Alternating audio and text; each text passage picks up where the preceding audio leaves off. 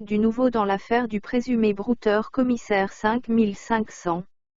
Un homme de Dieu fait des révélations fracassantes sur le nouveau pensionnaire de la Maka. Incarcéré à la maison d'arrêt et de correction d'Abidjan, Maka, depuis début mai pour des délits d'arnaque aux faux sentiments et à l'héritage, faux et usage de faux, usurpation d'identité, commissaire 5500 a été rejoint des jours plus tard par sa bande de complices. Depuis, il ne cesse de recevoir des soutiens de plusieurs stars et célébrités ivoiriennes dont DJ Arafat, DJ Léo et bien d'autres.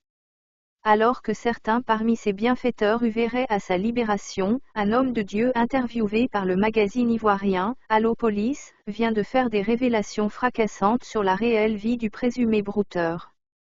Ben Alima, exorciste tunisien de renom, interrogé sur la question par la confrère a livré des secrets sur les contours de la fortune de Abdoulaye Rémy alia commissaire 5500.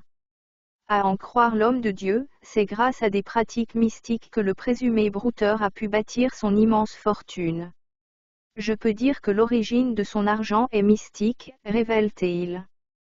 Pour lui, c'est après plusieurs pactes signés avec plusieurs marabouts qu'il est arrivé à être aussi puissant. Il avait 11 marabouts dans plusieurs pays. Ces marabouts faisaient des sacrifices impensables pour l'aider à envoûter ses victimes sur Internet, a-t-il appris. Pour lui, après que ces marabouts aient envoûté les victimes, elles donnaient sans réfléchir leur argent.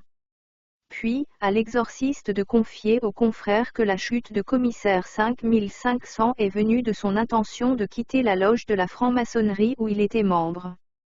Il était également franc-maçon. Il avait voulu quitter la loge. Ce qui a précipité sa chute, a dévoilé Ben Alima.